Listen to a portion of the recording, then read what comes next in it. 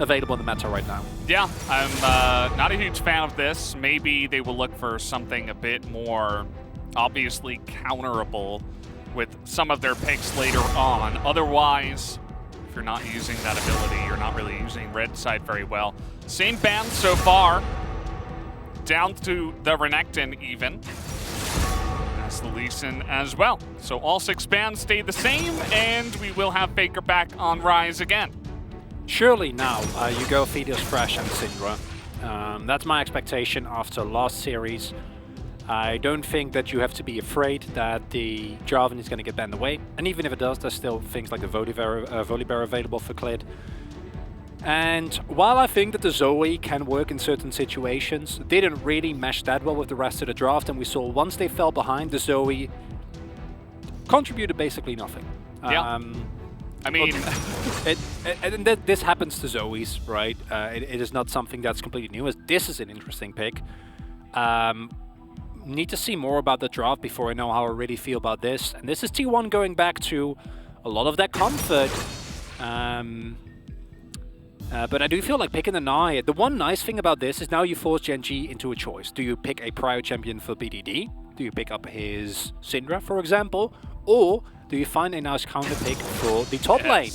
Clearly, it will be BDD Syndra, and this is something that I think everyone can get excited about. This man is, I think, rivaled only by Showmaker in how good his Syndra is. Yep. Literally had a game-winning play in the final game that they played against Nongshim, where he basically single-handedly decided a 38-minute game with 1 scatter. Yep. Also loving the Leona ban here, so really interesting first half of the draft. A lot of comfort for T1 with some trademark power in terms of rotations, comfort pick for Kana as well as own as Nidalee. And then for Gen G, incredible amount of power. We've seen so many Syndra Fresh across the years. We know what this combo can do. But how is that second half going to evolve? That's the big question with Cannon banned away again here. They take away the Cannon, they're also going to take away Teddy's Kalista. So that could have been another way to try to handle the Aphelios. Instead of like going for more range and trying to match him in the lane, you just go for potential hard engage and mid-game power against that pick with a Kalista. Xin Zhao also going to be taken off the board, so we will see a lot of different things here in this game with what the two teams have prioritized this time around. And I don't love the Lee as much, because there is still the ability for T1 to pick something. They will go for it though, to pick something outside of it, like Ezreal. Ezreal negates a lot of the power that... Okay. Never mind. Love the Braum pickup. Big fan of that. I think that the Braum takes away so much power from specifically BDD. Braum into Fresh, not necessarily the greatest. And also Jinx into... Oh, yeah. Yeah, that makes a lot of sense. That is a devastating combination that you have available to yourself there. And also a great pick into the Gnar. So expecting mayhem on top side, and if Kana actually opts into playing Ignite Gnar on top, if Clid doesn't level 2, I don't know, Valdez. That is he switches away from it. It was from the last time, which I think is a very good call. I think you're a sitting duck if you go for that, and a lot of comfort for both teams. I think the amount of setup that's available for Owner isn't amazing, and T1's comp not as coherent as the one they had last game, but the Braum pickup provides you with so much value. This is much more of a Gen G comp than the last one, though. Just go in. Yeah, Just kill him. I like it, and you know, I really would have loved to seen this draft in game 2 as well, right? You go ahead and you pick up the Syndra. It allows you to peel even better, and you can pick the J4. They're never going to expect the Jarvan. Either way, we are here in game 3, so we come into here. Obviously, both teams have many different ways to keep each other at range. Here on the side of T1, you've got some boomerangs, you've got some spears, you have rockets from the Jinx. The Braum helps for disengage. Same thing here on the side of Gen G, except obviously with the Jarvan and the Camille. You can get a lot more greasy, let's say. You can get in there, you can get your hands dirty, and the follow-up will be intense. Only thing this comp misses is Galio. That's all. Of course, if you actually go for that, BDD going to be stuck on a champion with a lack of AP damage. So I'm really happy to see BDD Syndra. I think it's an incredible champion that he pilots very well. Gives him a lot more agency than the Zoe did. And, oh, Rascal. You scoundrel. You rascal. You rascal. Not going for the Ignite, which I think might have been overkill, but is going for the Omnistone Camille. Which is something that we haven't seen in quite a while. I think that not going Grasp does make a lot of sense into specifically the Gnar. It's going to be trying and kite you for the bigger part of the laning phase. And then the alternative would be Conqueror to try and get the better end of it in extended trades, but hey, Halo Blades works as well. Why not? Sure. Not going for Ignite though, and that does mean that I think that point where the Camille just starts demolishing the Gnar in a 1v1 scenario a little bit further off. Yeah, and we'll see some crazy stuff as the game does come along. A BDD. True Scorcher. Scorched Earth policy. He goes Scorch every single time. I don't know if I've ever seen him gather a Storm in his days. I think he sometimes gathers Storms on a Zig. But actually no, then he goes Comet, so that's into ranged matchup, so then he Scorches. And he goes Scorch. He's a Scorcher. He's just a Scorcher, Valdez. Scorched Earth policy. He's a fire element type guy. You can't take that. Oh. Okay. Just getting some That's fine. position on the wave, of course, as you do. Over here, we see this is Rascal's first pick on the Camille. Kind of surprising. Definitely a guy that's played his fair share of Camille, but first time here in summer. And again, Ruler going for the lethal tempo. Life also Guardian getting a proc very early. Carrier, seen him do this before. Don't be surprised when you suddenly see a Braum teleport to topside. Or smite away the Baron. Yeah, both these things a real possibility. And I think that the Jinx is incredible in terms of what it provides, how good it is into the Aphelios specifically, as it does outrange it considerably. The one downside, I think, is that while Braum provides a lot of safety, I think that the amount of hard engage available for Genji kind of overrides that. And while BDD's impact is definitely going to get neutered when it comes to a single hook leading into a blow-up and Teddy, right, as long as Carry has around, I do think that especially later in the game, like if Rascal and Klid find a combo, then it doesn't really matter that Carry is down. Even with the exhaust available, so that's something that T1 is going to have to take into account. And also wondering, as we see both junglers now on the top side of the map. Early prio as expected for the Gnar, but BAD is the one who is smashing this lane early. Yep. A bit of Scorch, we'll say. Scorching him out of the lane, as you do. It's the BDD way. His Syndra is incredible, and we joke about it, but it is still a pick that I think is terrifying to play into. Yeah. Also, if you're playing like solo queue or something, you probably want to go Scorch anyway because the game ends at 10 minutes. And everybody's just trying to fight to win their lane. So, not the case here, as Carrier, of course, another one of these insane win rates. This time on the Braum, 15-4 for him. He got a medium-sized Krug. Not even one of the small ones. It was medium, Valdez. At least it wasn't the big Krug. Just right size, you know. Sometimes you're not that hungry, you know. Yeah, this Krug is too big. This one is too small. Even when it's a good deal, like no, I don't need the large meal. Give me the medium size. You're just summing up wholesale retailers in one sentence. But still do frequent them, as we do have another crazy win rate up here, 70%, 21-9 for Rascal on the Camille. Like I was saying, he hasn't played it in summer, but he has his fair share of Camille games. An early lane in this matchup, not very fun. We see Rascal really getting bullied out. Fortunately for him, able to sustain a little bit better due to the cookies that he has available. And I think that post-6, this matchup becomes a little bit more manageable, but it's really once you get to your first item as nice hook. Yeah, this is also one of the great combos of Aphelios Thresh. Not only do you provide safety and peel for the Aphelios, but you also provide insane setup, and their synergy is crazy, especially with Graviton and what you can do.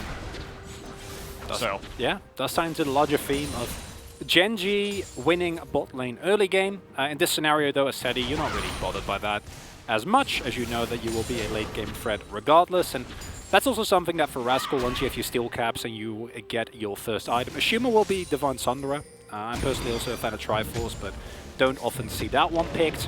You're going to feel better. Rascal, okay. Hook shot's back in, you know, kind of taking a couple of turret shots.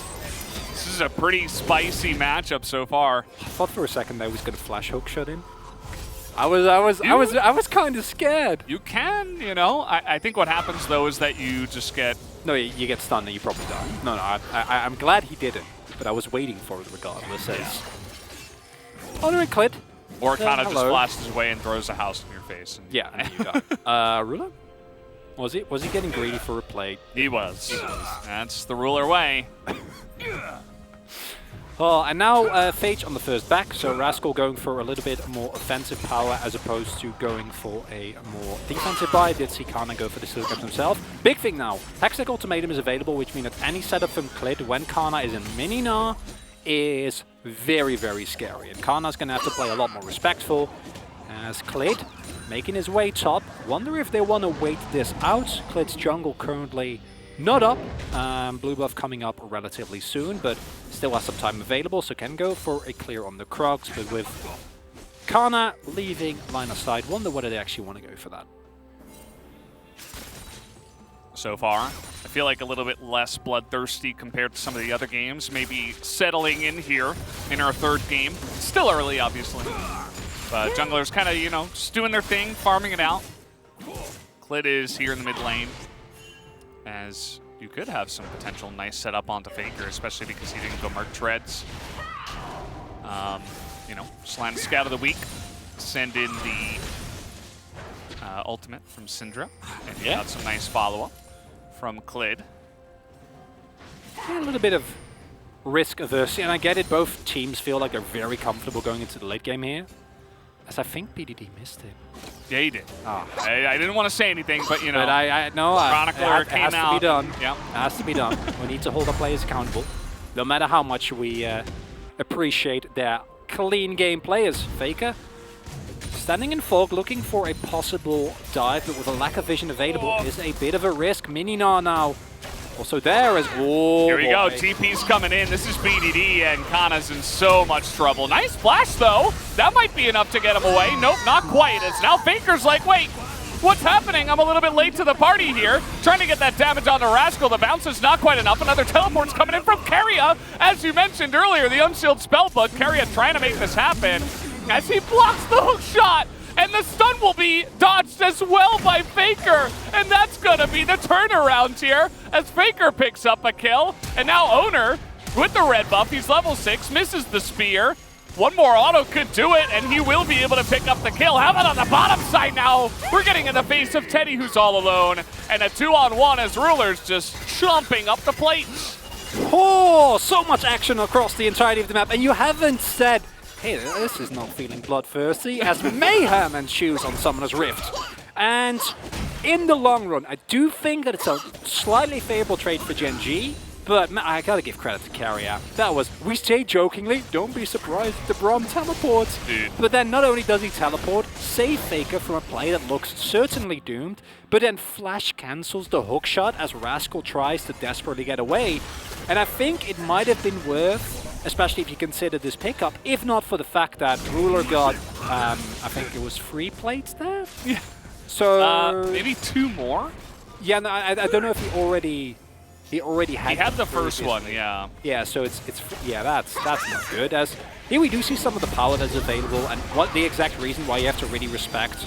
Nice flash from Kana. I think he plays this as well as can really expect, but honestly, shouldn't be that far up. Already got the bounce on the wave.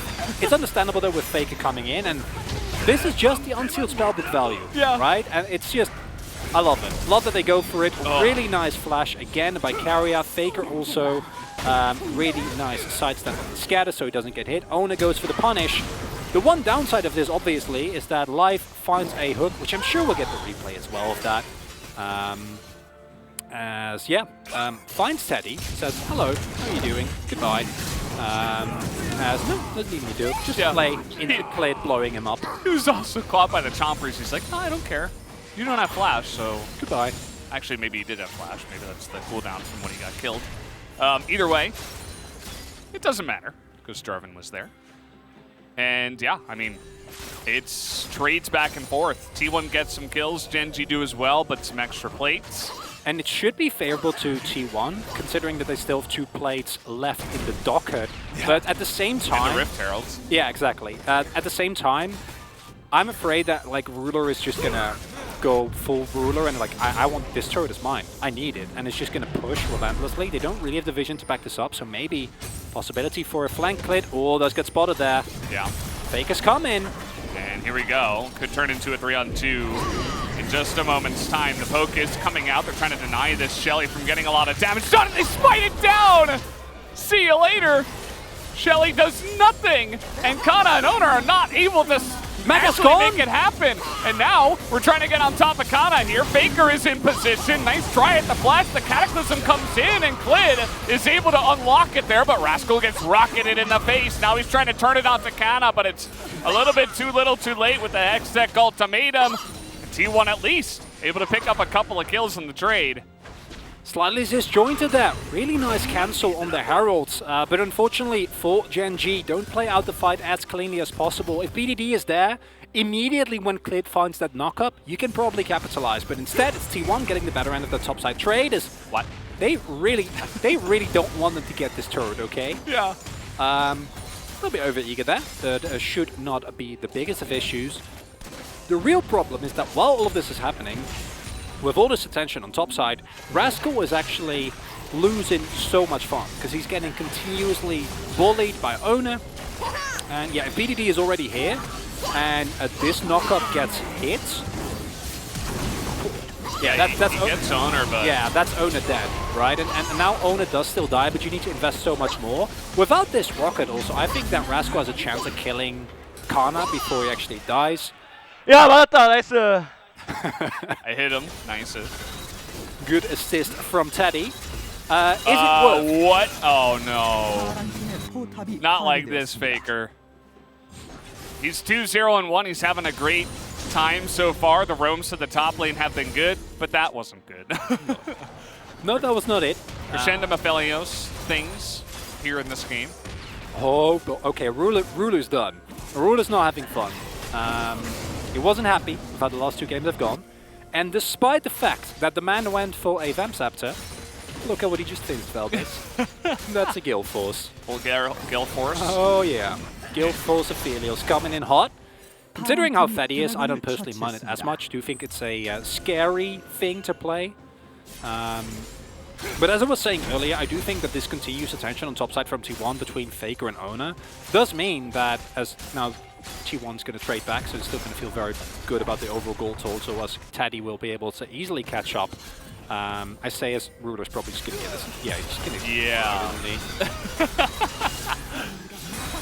And it's only an R, by the way. It's 3-on-1 here. So T1 need more help up on the top side of the map. Well, imagine if you had teleport available. That'd be great. Yeah, you would love to have that summoner. Yeah. And T1 are like, yeah, we're gonna get this bottom turret. Uh-oh. Not again. Not again. Okay, this one will work. The Aphelios a little bit better at getting that damage done. Nice rocket, though. We got a fight up on the top side. Carriot's going to get caught out, and Rascal is going to get flashed on and killed alone down on the bottom side. Oh, man. Trying desperately to keep that turret alive, I guess. And he just gets taken down. And while it's a win on the top side, it's so many cross-map plays in this game, Valdez, where you feel like one team gets the edge, and then someone dies across the other end of the map. In this case, Teddy gets a kill. Picks up a turret as well. And it's a rough series for Rascal. That teleport did work out, so we're kind of feeling good. But then Teddy has the zap, has the ultimate ready as, yeah, T1. They know. As it yet again, BDD scatter. Blade Exhaust doesn't actually provide anything. Do need to respect. And yeah, Teddy, it's Chompers into zap. Into ults, and then I assume Rascal tries and go for a... Oh, he actually does find the sweep, but it's Gale Force. Nice. Gale Force Gaming. Yep. Tries to heal, doesn't actually work. Otherwise known as GG. That's what Teddy was flashing in his face. I like it. I hadn't even thought of that one. And yeah, real bottom line, no clue who's actually benefiting the most with it. Both the teams have incredible scaling available to them, and with how it's going right now, I think you're a little bit happier when you're T1. As Gen G, yeah, there's a lot of gold on Ruler available, and BDD is also monstrously fed, but BDD's influence is going to be somewhat neutered by Carrier's power. Yeah, there we go. Man, this is how this series is feeling as well. Outside of Game 1, which was a fairly one-sided affair where Gen G just won early and took over, it has been very up and down consistently in this game. And the one thing that I think is going to be the big question mark for me is when does Rascal and if Rascal comes online? It's Camille, so it's more of a question of when than if, because the champion just scales so insanely well once the 2-3 item spikes are hit. But with how far behind he is, it's not the greatest of spots. The big saving grace here is that while Kana has 30 CS up, when you saw the gold difference, it was only about 200 gold. So in terms of side laning pressure, Kana actually not that far ahead. And then I think as we get later into the game, Rascal should still feel fine. But man, Valdez, look at all these turrets that are down. Yeah, look at so much room for activities. I mean, it's crazy. And the LCK. Yeah, I know. I was about to mention that, like, obviously watching the LEC and playoffs all around the world. By the way, tons of amazing matches today. Oh, it's amazing. Not just the LCK, but even LPL. That's ongoing. We got LEC as well. LEC and LCS. Those are the big rivalries, the old gods of their own regions. It's just Fnatic and G2 for a final word spot. Yeah, and also TSM Cloud9 for a final word spot. No biggie. Yeah. I think it's RNG versus WE, Team WE as well. At the LPL, so many great games. But watching this game, it makes me feel like the LEC, where there's like so many different cross-map plays happening all the time, and like it's just absolute chaos. I love it. And it's so different from the way we played over here at the LCK. And I feel like it's cool to see that both of these teams, I feel like, have handled it pretty well. Because when you go over internationally, you have to deal with this kind of play, which you might not always see in the LCK because everybody's very much entrenched in, you know, macro plays and rotations and setting up vision and moving as a team, whereas other regions don't necessarily play in that same style. Well, I agree. And the nice thing about this is it set us up with two teams that are very even, with both compositions having a lot of scaling elements. As BDD... This guy is insane. Oh. By the way, that was Flash, burned by Faker, and BDD just phase rush, laughs his way to the bank. I need to see a replay of that. Oh, the cleanse! How about another? With the cleanse! He has it! He has cleanse, of course. He's like, you know who's best in this game is BDD. BDD has the flash because he almost got zap rocketed in the face now. What is going on in this game? Life trying to frontline now with some hooks. Moonlight Vigil doesn't get much damage done. Carry able to block a lot of that damage. Clid not able to do much here. Rascal as well on the backside trying to find an entry point. Can't quite do it.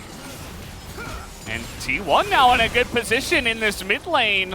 They got a lot of the enemies down to very low health. BDD does have teleport, but... Yeah, teleport coming in, and don't forget, Maganar is down. No Jinx ult available. They're going to lose their turret, but they can fight over this one, and yeah, that was very aggressive. I mean, it's Camille with hookshot available. Now you got to peace out. Yeah, I mean, now you're low. BDD's got blue buff and full health. You know what the best? This was only over a Cloud Drake. Yeah. And a turret, admittedly. But still, loving that our teams are not just giving up objectives. They are actually going distance, as we will have, for the first time in this series, a different soul than the Cloud Atlas. Thank you, Atlas, for allowing that, you know. It's really nice. He didn't want us to get a little bit too bored with the souls. He still got the one Drake in, but not the soul. Varieties is the spice of life. There you go. As Kana just gonna not walk up into fog against the amount of death that Gen G have available for him, and yeah, I'm loving it. We do see that T1, when they can actually set up shop in mid lane, are definitely the one with the range advantage, right? Especially when Carrier has Unbreakable available, it's really hard for BDD to get a lot more done, and Gen G's comp, while they have some great tools to actually commit, once they're in, they're in. There's not that much non-committal poke for them outside of BDD specifically. So both Clid and Rascal, Ruler and Life all need to be on exactly the same page when they go in. Whereas T1, you can throw some zaps, you can throw some spears. Yeah. Yeah.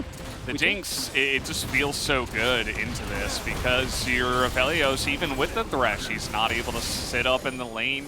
You just get poked away. It's RFC Jinx, and you hit him once, you get him with the zap, and he just has to run away. So for a lot of this game, the Jinx is going to get the better of that matchup. Whereas, of course, Moonlight Vigil, you know, especially with like Infernum and crazy stuff like that, maybe we can have some like crazy poking later on in the game, but it doesn't happen very often that will decide a team fight. And that's why I think you are desperately looking as Gen G to somehow force a flash on Teddy. Because when Teddy's flash is down, the complete equation changes. Because then, as Clid, if you find the Cataclysm, that should be the kill, right? There's no way for Teddy to ever get out of that, and as long as you can mitigate the impact that the carrier is going to have, either by hooking him, making sure CCing him, forcing him to use Unbreakable early, you have the opportunity to actually get onto that backline. Outside of that though, as long as that flash is available, it's really hard for you. The Guild Force adds another layer of survivability. Teddy gotta be not as easy to hit with a flag and drag. And Carrier has been very diligent in never leaving Teddy's side. And unlike Ruler, Teddy, not known for getting caught out in random places. Yeah. In fact, he might be one of the best at, you know, we call him the Fountain Laser for a reason. Partially because he gets 6 items on Sivir and never dies and forces a 94-minute game. Haha. Besides that, the guy just never really gets caught out, and it's like he's his own turret, right? He like just sits back there, and yeah, you can attack the turret, but it never really dies unless you get a full committal and you actually get into that back line. So definitely agree with you there, Chronicler. And the key thing for me, and this is something that Gen G is going to have to overcome, is that Gen G are known as a team that can get in their own head. They can get into a position, have a great situation, multiple win conditions, openings into the game, but fail one of them and then effectively stop playing. And in this comp, for Gen G, it is so essential that you overcome that fear. Because there's going to be a breakpoint in this game where T1 is just going to stand somewhere, fire 3 Jinx rockets, and your team is gone. And in that point, Clid, Rascal, and or Life, you can't keep waiting for a million-man scatter from BDD, right? Like, which he certainly can hit, but yeah, for Brom, not nearly going to be as easy of a task. And for Gen G, that is, I think, a really hard task. And in that regard, I think that the Gen G comp can win fine. You know, I think their all-in potential is insane. As long as they play around the Mega Gnar and are able to mitigate Carrier's influence, they should be fine. Maybe go for an initial engage for some sums and then try again. But this is Gen G we're talking about, and that is something that historically they've had a really rough time with. So Gen G not only fighting against a composition that punishes a complete lack of activity on your end, because they outrange you fairly aggressively, but also into a comp that Gen G themselves kind of fall into trap with sometimes. Absolutely. And it's not really what we saw, you know, last best of 5 these two teams played. It was all about BDD. He got Syndra, and he kind of just solo carried. This time around feels a lot more even. It feels a lot more like a team effort liking this on both sides. And Gen G kind of setting up a big concave around vision around the Baron, whereas T1 have position on this Drake. Both teams have a Drake, so even just the one Ocean is not big, but Kana at the same time is really the X factor. He's getting this damage onto this turret. It's going to force Gen G to make a move onto the Baron. Let's see how they fight this one out here. Faker just going to get some vision on in there. The teleport immediately does come out, and Gen G have to pull back. And I think you're okay with this as Gen G. If you can get some life back and just go back in. I don't know about that. I don't think you can go for this. And it's understandable because they don't have the vision, right? And there's the assumption that maybe T1 going to go for a play on the Drake here. Instead, T1 say, thank you, we have control of the wave. Just shove in, and then I'm going to get both the inner turret as well as the Drake. And honestly, that's what I'm talking about. Gen G, the only call that they at this time seem to be able to make with certainty is, let's try and go for Baron. But unlike last game, there's no feathers here to really easily allow you to take this Baron as quickly. And that's going to be the Drake. Nice play there from T1, not succumbing under the pressure.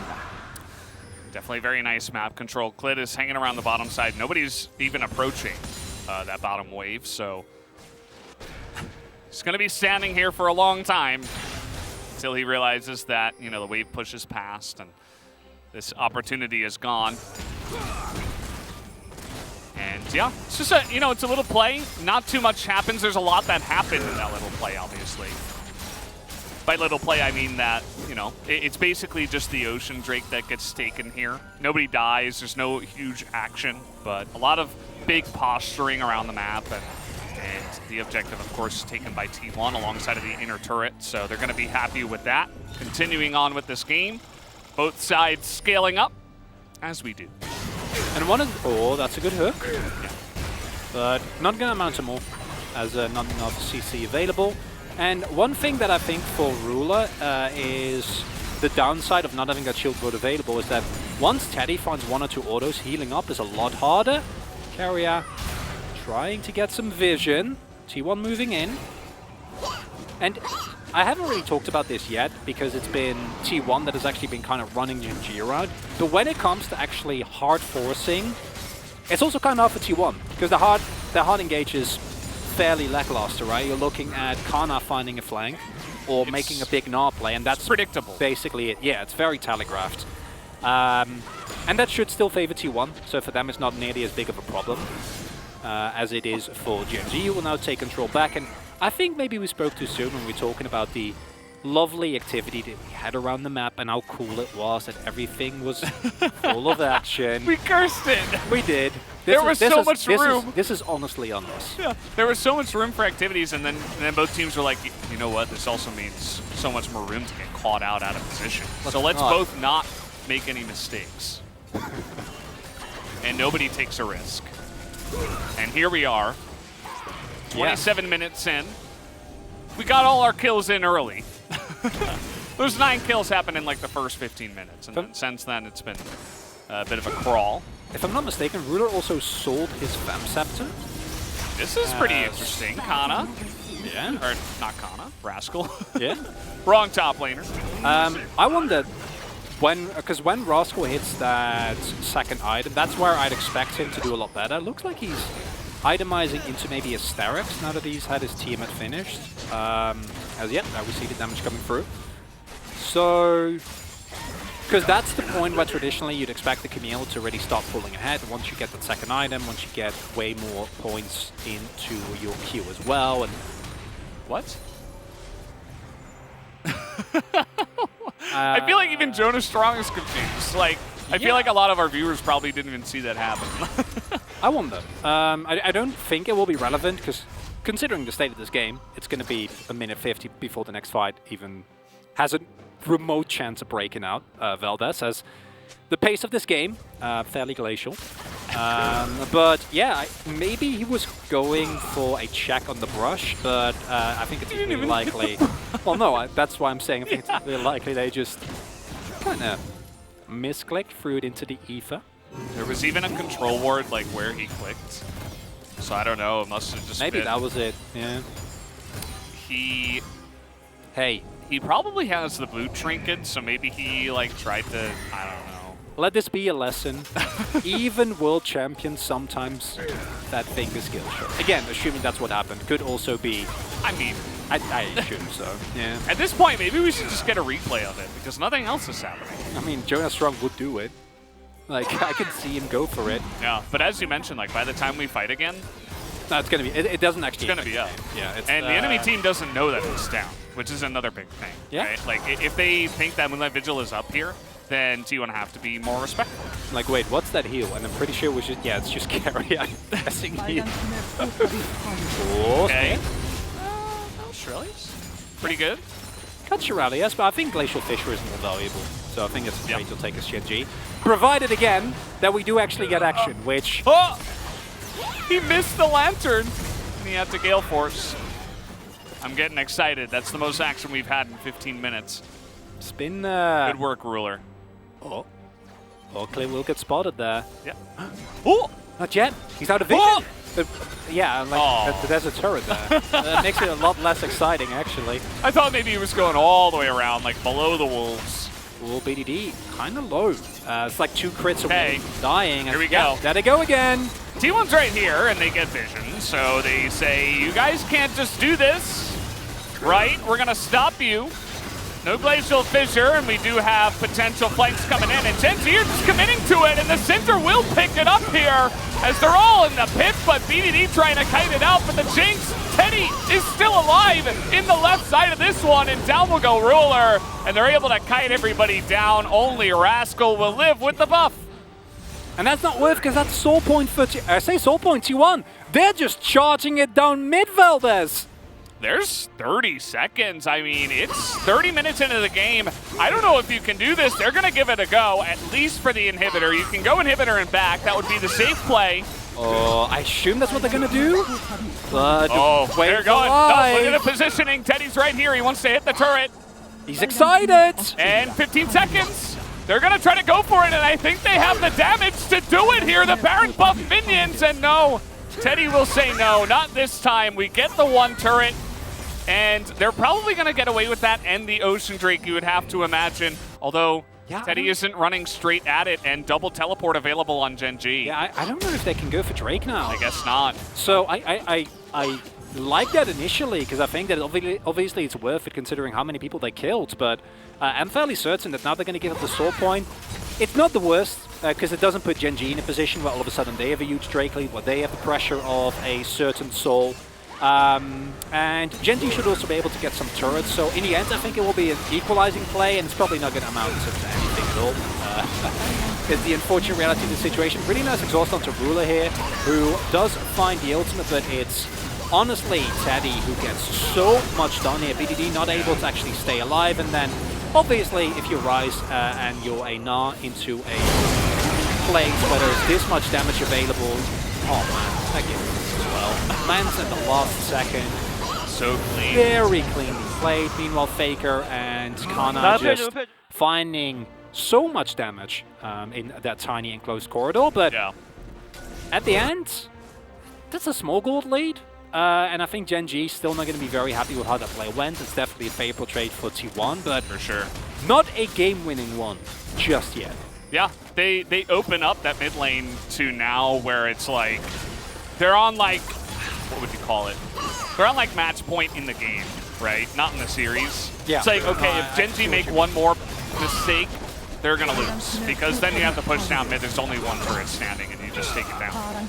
And they're looking to open up other avenues here. Moonlight Vigil misses. Scat of the Week, also going to miss. But the amount of wave clear that they do have, and also Rascal is getting some Baron push going. Where is anybody? That's Faker. Okay. He gets over here to stop the inhibitor from going down, but there's no objective on the map. Somebody's got to be there to stop the push, right? Rascal's still a Baron-empowered recall as well. Yeah. And he's the only one having it left. But I'm loving that Gen G is able to utilize it this way.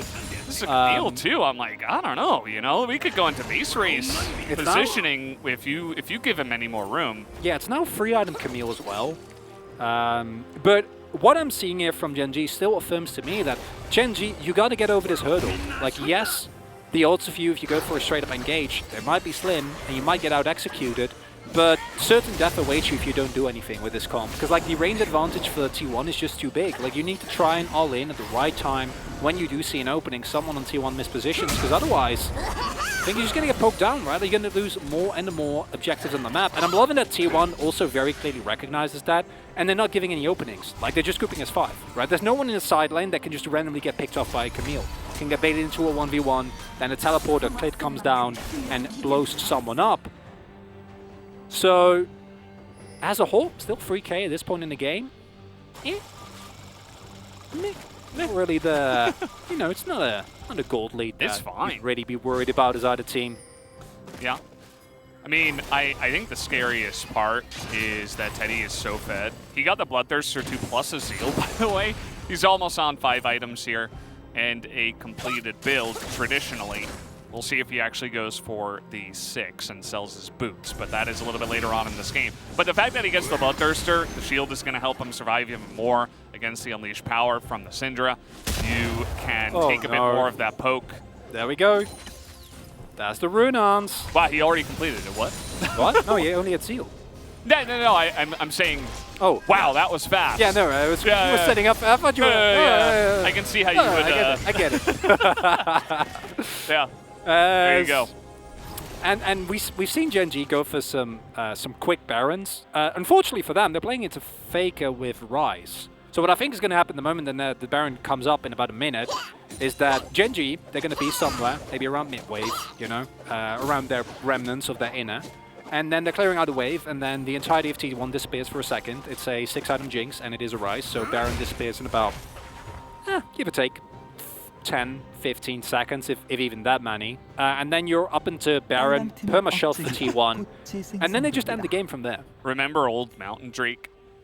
I do remember. Imagine if they had that as well. It's like, well, I guess we just don't get to play unless it's in the Baron pit. I really liked Old Mountain Drake, you know? Yeah, well. I think it's healthy that's not there anymore. It was a little bit It was a little bit too good. Yeah. Hey, but you know what we got now? We got Hullbreaker, which isn't, you know, that's only for structures, but someday someone will build an item when souls are not relevant anymore, which I don't know when that's going to be. One day. One day.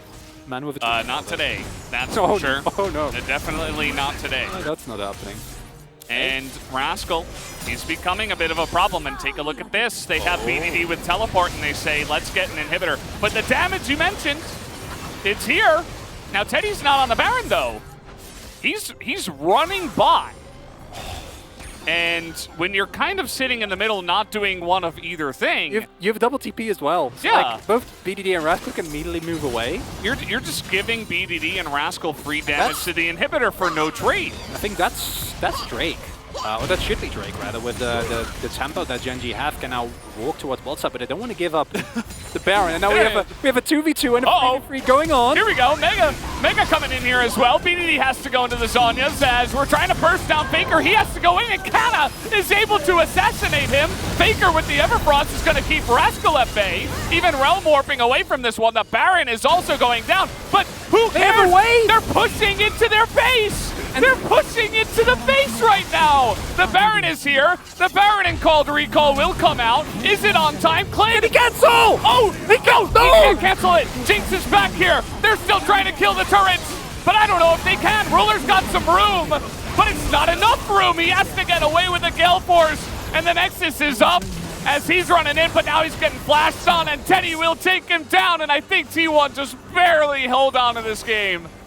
That ought to be it. There's a Baron buff available. There's a wave. They saw him. Yeah, no, he can't pull the wave. They're riding this. He's gonna try he and can hit the Nexus. There's nothing. He can hit the Nexus. No, someone's just gonna back, and Come it's not gonna work out. BDD's back at the base. Oh, there's a teleport! He's TPing. Oh, he's going for it. They have the damage. The Baron and Called Recall though is coming in.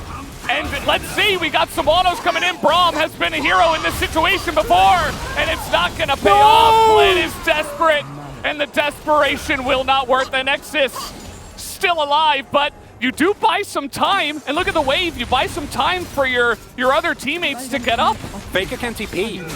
Oh, I don't think man. that's enough. Rascal could TP. There's no ward. There's no ward. Okay, oh, they cleared the ward. Yeah. That is so important. Oh my god. The Nexus has like 200 health. Maybe more than that. But it's still so close. And the game isn't over because T1 couldn't end it because of that play. 60 such a hero play from Klid. What a move. Oh my god. Look at the moves, look at the plays. Let's take a look here at the replay and see how it all starts. Yeah, because I think mechanically this is very well set up by T1. Faker getting a really nice pick. Then also look at his Everfrost to deny the hook shot, because otherwise Faker dies here. Yep. And like nothing happens, and it's basically done so, right? But instead, Faker stays alive, and he's pivotal in actually, like if Faker doesn't hit that Everfrost, I think they just end the game here. Yeah. Right? Like, it's just over immediately. And this is where, as NG, okay, that's going to be it. You know, there is 2 turrets. Because, like, this inhib turret, I think, would have been fine. But then he's like, oh, well, there's another turret there. That does go down, but then... Klitz runs all the way from the Baron around. It's the Croc Bros. They're doing it. Oh, man. And, yeah, I mean, Brahm's been pivotal in the past in situations like this. You put up the door and you deny autos. Because it feels so bad as well, right? Like, because as BDD, I think you want to, in a normal situation, you ignore the support. Like, if that's a Leona or a Nautilus, you don't care. The problem, of course, is that with Braum, if he stacks his passive, you are just gonzo. Yeah. So you need to try and do something. Yeah. Well, this game is certainly delivering. Here we are. I'm like, we wanted 5 games. This is a good start to Game 3 and to the rest of the series. Man.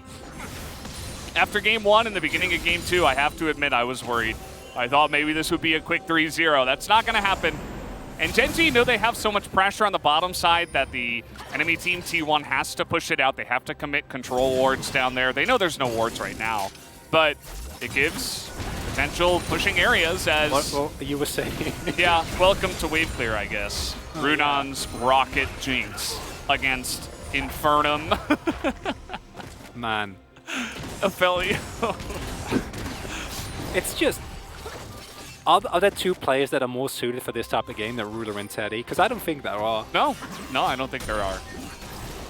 Not in the LCK. This is the comfort zone. You know, it's the...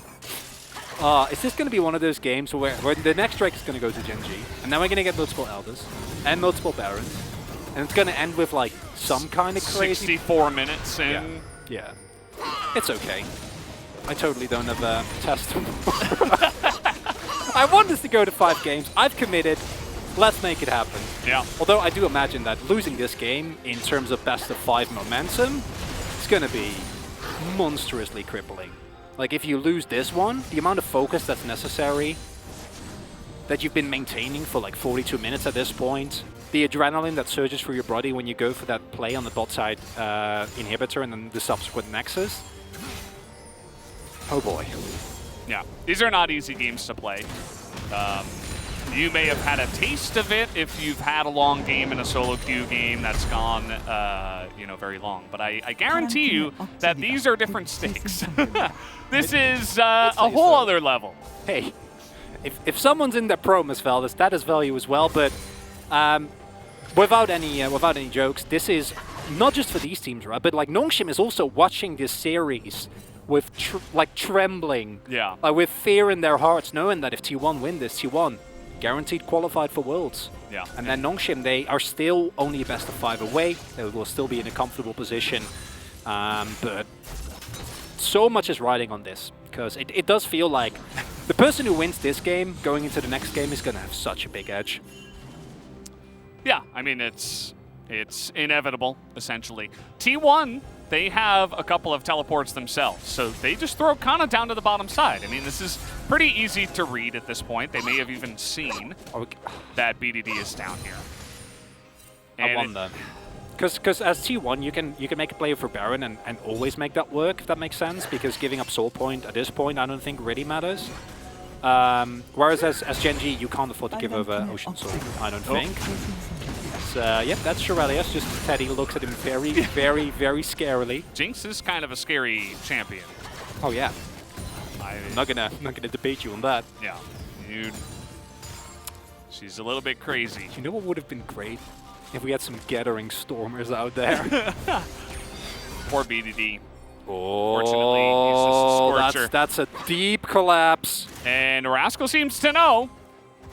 And he can, you know, try to go for some kind of flash with the ultimatum, but it's not going to be enough. He has GA. He's buying time. Gen G, they're just going to run at the Baron and hope that that's enough. And there's no wave here currently, so T1 do actually have to move into the mid lane, it looks like, and try to escort this. They should know that the Baron is gone, though. They're going to get sold. Wait, are they? Hello? The Drake is there! Guys? Oh, they must have, Guys? like, no. What I assume is they have no vision in bot side jungle. I assume that T1 thinks maybe they're running towards our Nexus, right? Because, like, there's no vision, your inhib is open, and even with the backdoor bonus, I imagine you're still going to be terrified. Do go for the Baron now, but I think that's the reason why, like, we don't immediately just see them go for that. Because imagine if you're T1 in that scenario, and you haven't channeled your back, and, like, the entirety of Gen G flashes over the Nexus, over the wall. The Teddy gank? And now T1 have Baron, or Gen G rather have Baron, so you can't actually push into them. But I do think that the Soul is going to be much more valuable. Although at this point you can also argue that Soul doesn't really matter, because it's going to come down to, like, does Gen G find the engage? And if they do, I don't think the Soul is going to provide a lot. As this has been a rough game for Rascal, fortunately the rest of his team is able to capitalize. Can still redeem himself. BDD One hook shot on Teddy. Yeah. BDD is Flame Horizoned right now by Faker. And he's just been spending so much time the last 10 minutes down on the bottom side. Trying to help push, trying to help split. And that means he only now hit level 18. He was behind on that as well. And it doesn't look like Gen G want to fight this. They don't have any minions. And they are up against the Jinx. That's some really nice poke coming out of the Ruler, but you have an Italy as well, so immediately Teddy just autos a couple of times with his Bloodthirster and receives one heal. And he is back at full health. Either you engage, or Teddy lives and kills your whole team. And that's what we're talking about. For Gen G, the crippling fail. Making the play and failing it is gonna feel worse. But I think the result will be the same if you don't do anything and just sit here. You can see with how much impunity T1 can just move up, especially now with, because you mentioned the heal, we see the Bloodthirster, there's also an Ocean Soul, right? So like there's so much sustain available from T1 that unless you go for the play, not going to quite work out as Rascal off in the side again. And the one upside I think is that no one should be able, maybe Faker can, but I think that one play, well, Rascal should still be able to win that 1v1. But you immediately see the moment that he even gets anything remotely resembling a shove, the entirety of T1 just rotates towards him. Yeah. Like, where are you? All they have to do is move out of vision, and he has to respect it.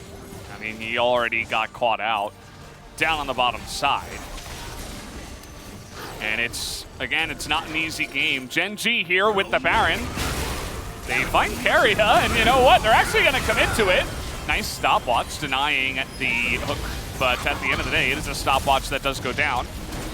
Super Mega Death Rocket isn't really going to do too much at this point in time. The autos are going to be much bigger here from Teddy. Yeah, ult for ult, and nothing happens, as per the current game plan for either team.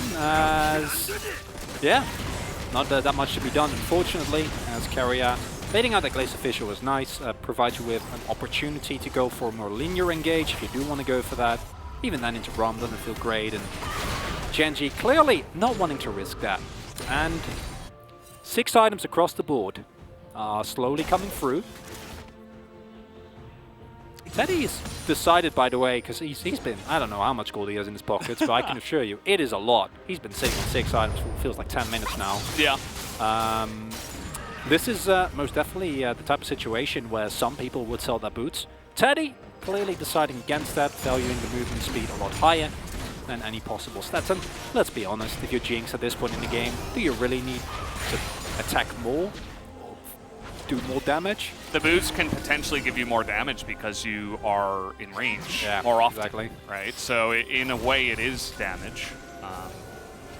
Obviously, it allows you potential to run away as well, to gain space. Although that might not matter if you were going up against a super hard engaged team. But you'd like to be in a better position, I think, against Syndra and Aphelios. That's my read, at least. I feel like with the Braum and the exhaust, he feels safe enough with his own cleanse. That he should. If someone engaged upon him, he should be able to live. So the boots will actually give more value at the end of the day. As we're closing in on 50 minutes. We're almost there in this game. We're certainly going the distance here in game 3. Valdez, at least it's not a one-sided series, okay? That's true. You could argue that there's no sides in this game, but it's not one-sided. Clid is a man on a mission. I don't know what the mission is quite yet, there is a blue ward down there just south of him. And, I mean, Rascal isn't even on vision. And, he should be able to see the ward, though. Yeah, I think from the corner of the brush. I think he should be able. Should be able to. And he's not there. He's up on the top side. So, don't know if he even saw it or what happened, because Jonah Strong, of course, is playing with our heads. Pranking us. Oh my god, he's not spotted. Yeah, he gets so. Oh, he's Still there. still there. And with Baron about to come up. Okay, but what would you rather have? And I think the answer is always Elder. What about control wards, though? Like, is this position going to be more valuable than him going back and buying control wards? I can't imagine. Okay, like, this is assassinate the president. This is happening right now. This has been set up for like what feels like a minute and a half now. They don't have vision. It's just gonna die. The damage is gonna come in. There he is. And okay, here you are, the assassin. What do? You're trying to get the Gnar here. The damage isn't done. BDD goes down immediately. And the front line gets killed by the Gnar. As you see Ruler trying to kite it back, but he cannot. He's desperate here, but the Jinx is following up 100 years. Not quite there. As, oh man, only Rascal will survive, and I think that will be enough this time, finally, for T1 to push in. And you see T1, they don't want to get cheesed, immediately send 2 people down towards the bot side. And yeah, okay, carry on, join. Doesn't matter, I can assure you, as Rascal. Oh boy, he's going to try. Can he get the 2-hit? Nope, not quite. He is going to go into his GA. But it doesn't matter because nobody else is alive. And down will go the Camille. And supportal combat is happening here as he will actually survive. T1 takes down game number 3 and are now on match point as they survive through one of the biggest tests here in the playoffs. And this is such an important moment for the winning team, in this case T1, able to win again, and you can see the desolation